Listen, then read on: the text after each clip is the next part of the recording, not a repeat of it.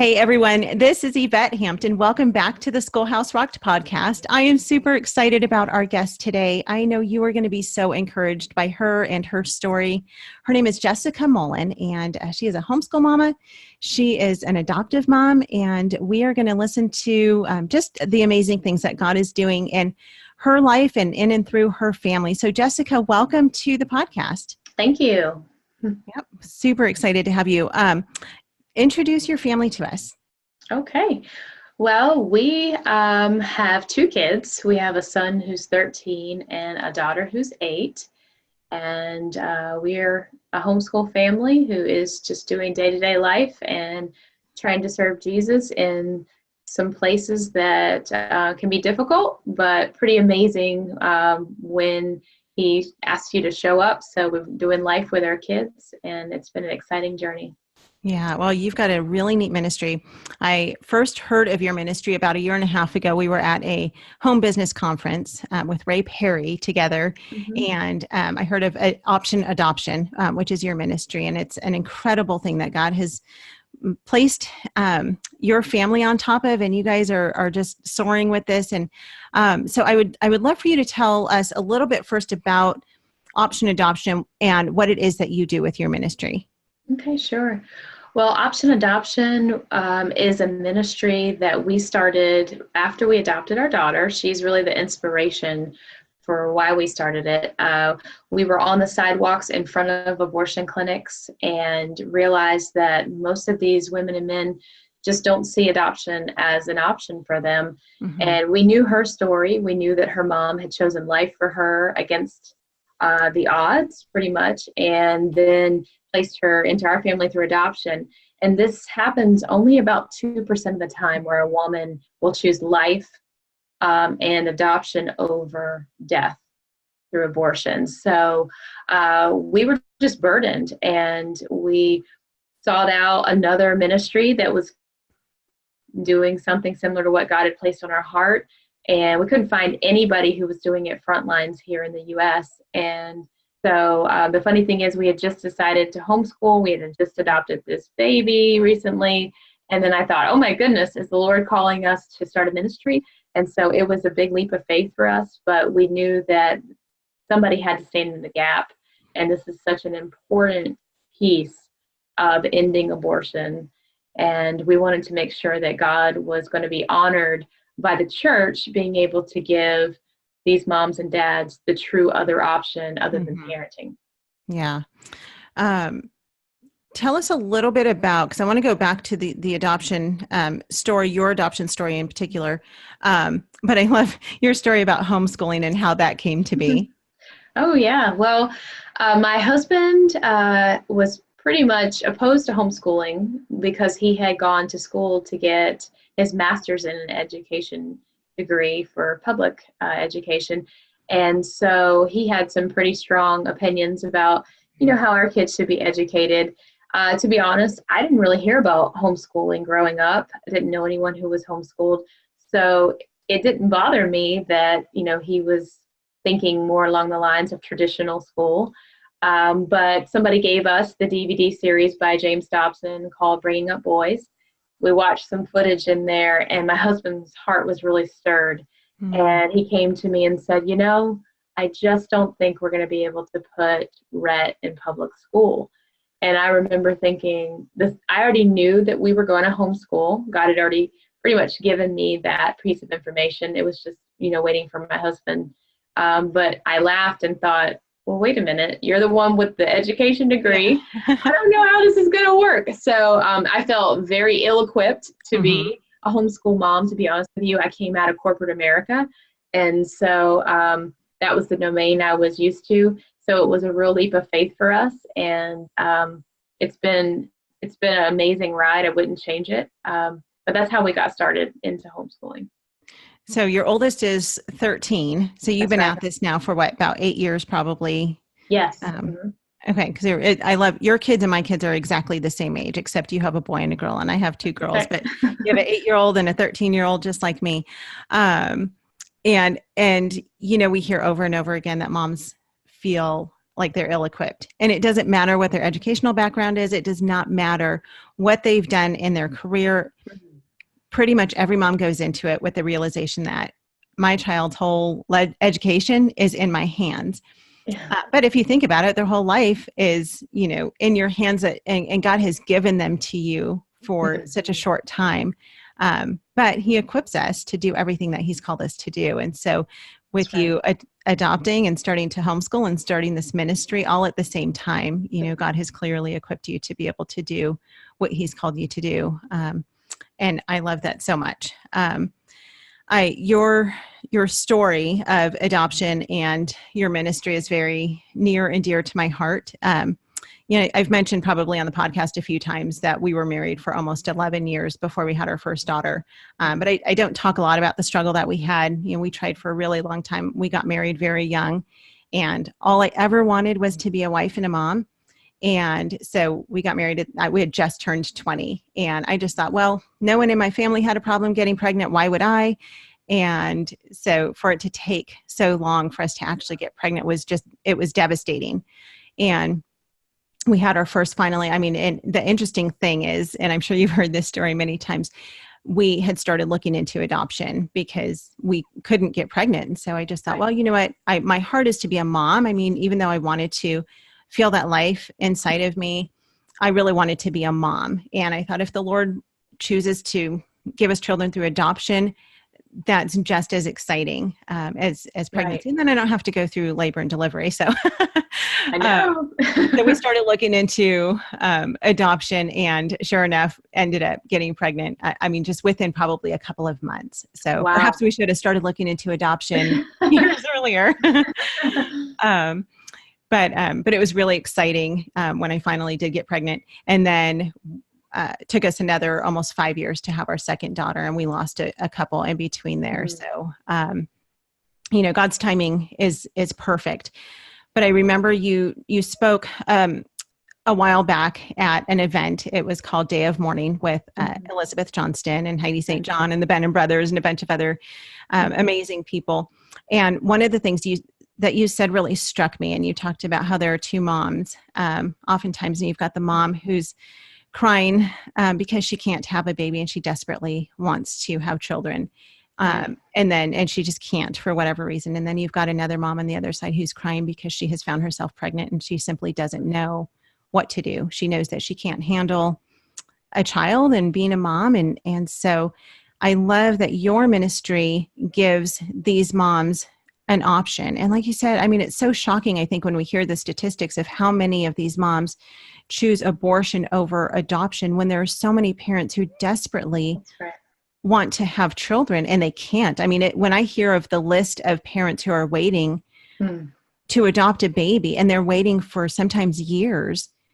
That's right. And then there's thousands who are being murdered every day. That has to shift. That paradigm just absolutely has to shift somehow. And so God has really given you and your family a platform, and you get to do it together because that's right. Because we homeschool. That's right. Well, we love that part because our kids have always been able to be right beside of us whenever we're ministering. And it's been really special to make it that ability. I can't imagine it any other way, because obviously our daughter is very powerful in what we do. Yeah. She does come to the sidewalks with us. So does our son. They're both heavily involved in pro-life rescue ministry. And it's just a really special thing to be able to share with our kids.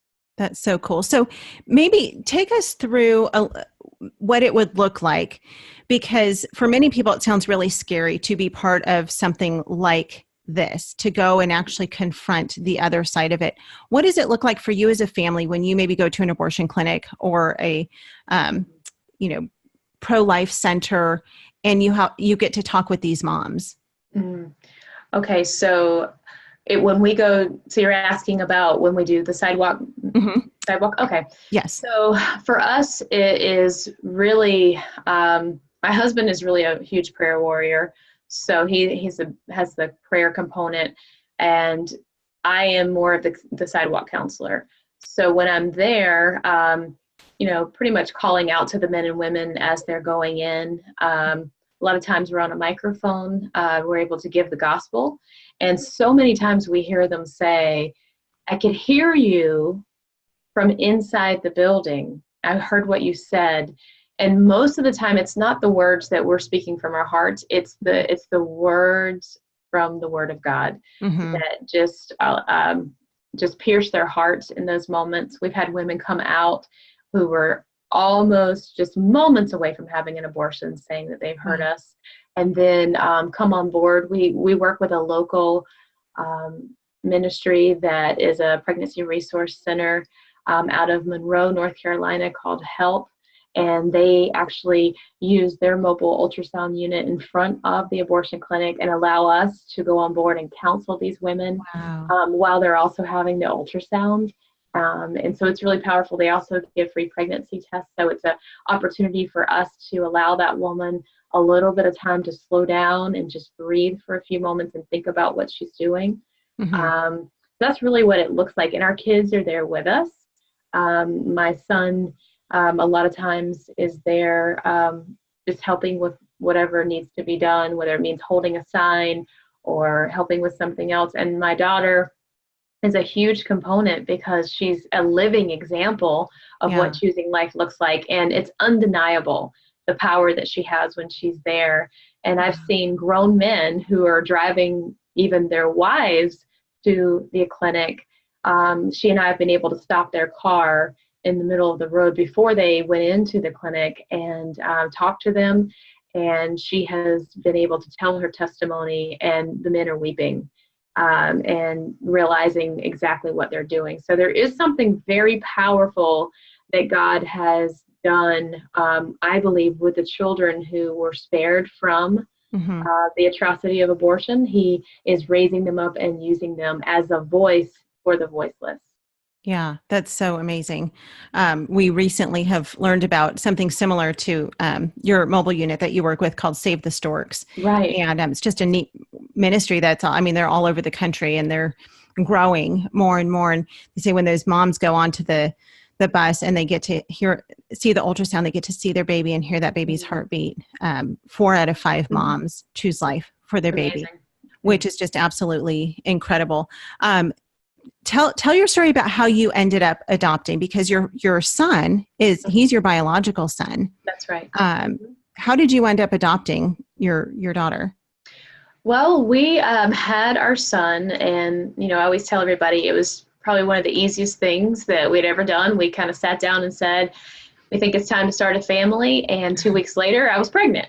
And I was young. I was really naive.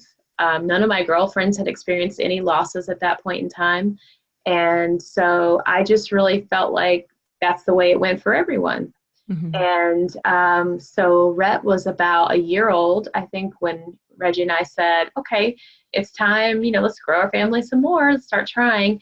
And we tried and we tried, and a year went by, and we finally said, something's just not right, because it was so easy the first time. Let's go seek some counsel from an infertility specialist. And we were told, as our 2-year-old son was sitting on my lap, my husband was on this side of me, and the doctor looked and said, your son is an absolute miracle. By the test results, he really shouldn't be here. And it just was such a shock for me. I was not prepared for that. I don't know what I was prepared for. I just never thought I would be told that there's a little chance that I'd ever have children again, from my womb at least. And I walked out that day. We went to lunch, and I just felt so defeated and so broken. But my husband didn't.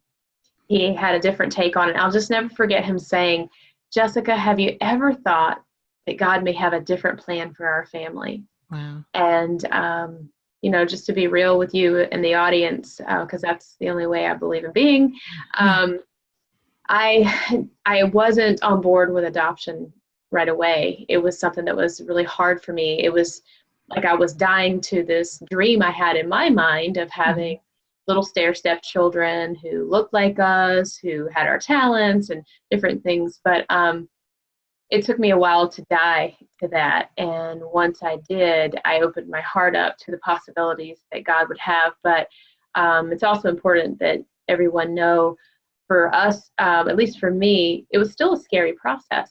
And sometimes adoption, we see certain things on Facebook, and we don't always see the whole picture. But it's important for the audience to know that sometimes God calls you out onto the water, and you just have to take one step at a time, no matter how scared you are, because I'm sure we'll get into it in a few minutes. But as I tell you more about our story, you'll see that God totally blew my mind with the dreams that I had for myself compared to what he had for us. So it's exciting, and I want everyone to know that if you are in the midst of something and fear has gripped you, hand it to him, because chances are once you hand it over, he's getting ready to bless you beyond measure. Yes. Well, keep going with your story, because I know that there's some pretty exciting parts in there. So keep rolling with it. Okay. So after I opened my heart to adoption, and my husband was so sweet and kind during that process, he never pushed me. He never told me how I should feel or what I should think. All he did was look at me and said, "I'd pray for you. I'll just keep praying for you." And he did. And one day I let go of that fear. And for us, it led us to a private adoption lawyer. And we were really excited because he said, our wait would be about 6 months. So we were like, okay, this is wonderful. So we actually did get placed with a little girl, but the adoption did not end up going through. So for a couple who has experienced loss already, it was very similar to losing a child. Again, it was heartbreaking. And we couldn't figure out why this was happening. We just thought, we stepped out on the water, Lord. Why would this be happening? So we, through a series of circumstances, we did not feel led to continue on with this lawyer. So God led us to an adoption agency. And I just will never forget the timing. It is so God. And I love telling this story because he gets all the glory. So with this agency, they only accept a certain number of couples per year. And the day that I had called, I believe they were having, it was like the week later, they were having it was kind of like you had to go to a conference and learn about what it meant to be an adoptive family. It's like a 2-day thing. And they had space for one more couple. Oh, wow. And that couple was us. Wow. And so we ended up going, and God really stretched me in the process, because they ask you so many questions. You really get to see what your heart is made of, and you get to see what's in there and maybe what doesn't need to be there. And so I remember our social worker looked at me and said, "Are you going to allow God to stretch you in this process?" Wow. And of course I told her yes, but I wasn't really thinking like anything major would happen. Well, we were told that we would wait anywhere from 1 year to 2 years or maybe more for a baby. Wow. And after we got our name on a list and got our book sent into the agency, I believe it was only about 2 or 3 days before we got a call that an adoptive mom and her parents had chosen Reggie and I and would like to meet with us. And that was really exciting. It's very fast. Yeah, that is fast. That's amazing. How old was the adoptive mom, or her bio mom? She was 19. Okay. So she was younger. Yeah, she was in college and younger. So, she was just a brave young girl who knew she couldn't give Blythe the life that she wanted for her with 2 parents. So she and her mom and dad made a really hard decision. And as a family, that's how they came across our profile through the agency. Wow. And, they interviewed us, and it was neat because she actually was homeschooled for a portion of her schooling. And we had just decided a few days earlier to homeschool Rhett. So it came up during our interview. Wow. So I thought that was really neat. That is amazing timing. We have to take a short break. We're late in the podcast to do this, but that's okay. We're going to take a short break, and then we'll be right back. Okay.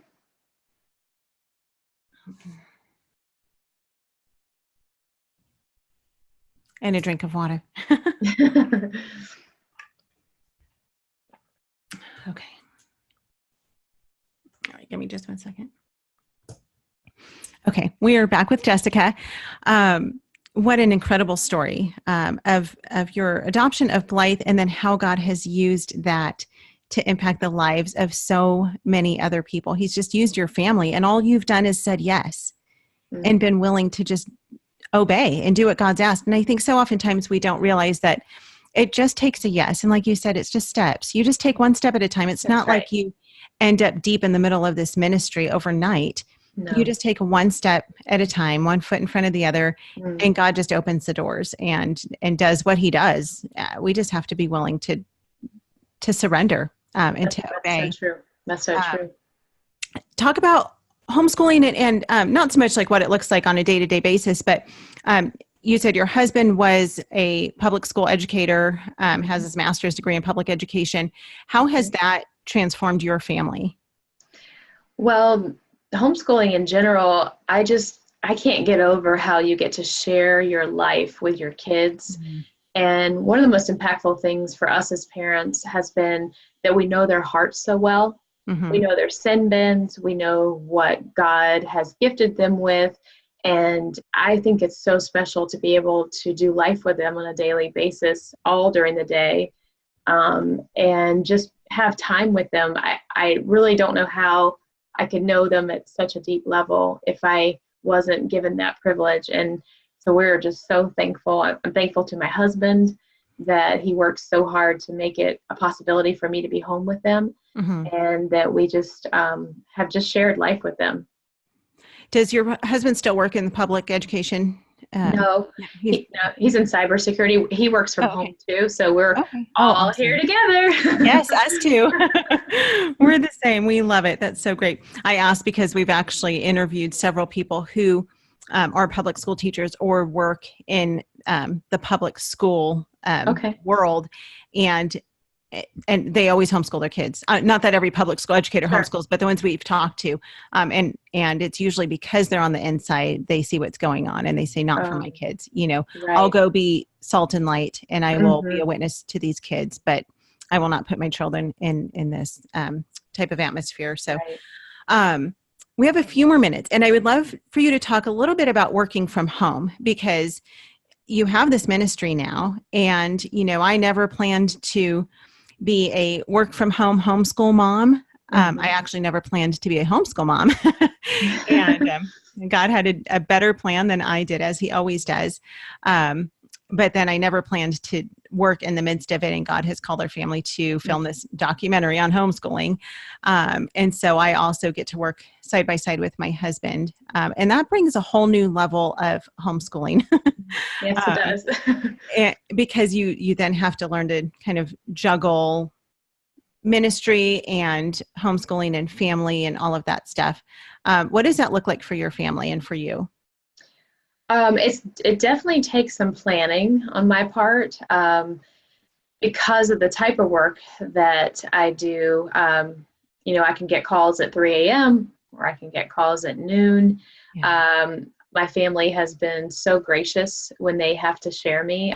Just recently, a few weeks ago, they had to share me for about 2 or 3 full days, where I was a labor and delivery partner for a young woman who chose life and wanted to place for adoption. And that meant that, I was away from the home, and my husband really stepped in. So I would say for us, it's just working as a team.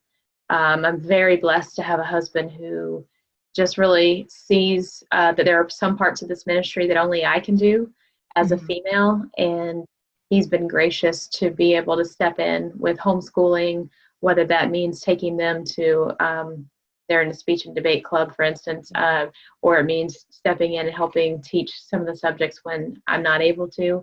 And then my kids are just amazing. I couldn't ask for anything more when it comes to them. They understand that our family has a call that most families don't have. And I'll give you, for instance, I'll brag a little bit on them. My son especially, he's 13, and so when the Day of Mourning event that you mentioned earlier in the podcast came about, Elizabeth and I sat down and talked about what was God really calling us to do. Baseball season was getting ready to start, and Rhett and I sat down with his dad and we talked a little bit, and he was willing to give up a sport that he really loves, and he's actually a really good player. And he saw, this vision that God had put our family on the front lines of something, and this is where we needed to be. And so that's pretty special when you see that they have a heart for ministry and that they're willing to give up some things that are really important to them. Yeah, that's incredible. There's nothing better and no better training for our kids spiritually than to do ministry together as a family. It's so important because we can take them to church on Sundays and we can read the Bible with them and we can say, this is what you should do. But if they don't actually see us doing it and they're not doing it with us, they're not experiencing the life that God has called them to. And, God calls some families to do big ministries like what you're doing. And then he calls some to, whisper scripture into their ears of their babies as they're changing diapers and, as they're reading to them and reading God's word to them. I mean, it doesn't matter how big or small your platform is. God's given every single one of us a platform and a purpose.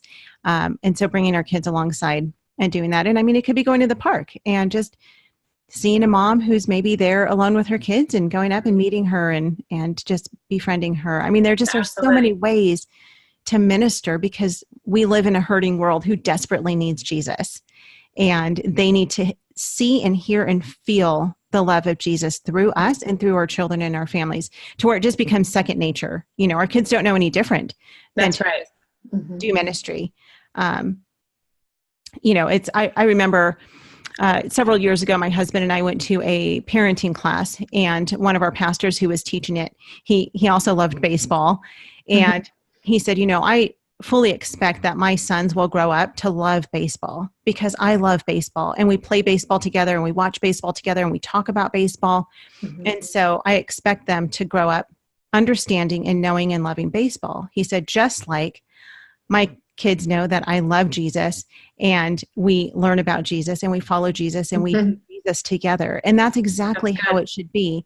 And when you're putting your kids in school for 35 or 40 hours a week and doing ministry by yourself, apart from them, they're not getting to experience that with you. And it's just such a beautiful way to raise our kids. And, we talk a lot on the podcast about how homeschooling is so much more than the academics. I mean, I feel like the academics are such a small part, actually, of homeschooling. I mean, they're necessary and important, but we're preparing them for life. And, we want to prepare our kids for a life of serving Jesus, just like you are with your kids. So I love everything that you're doing.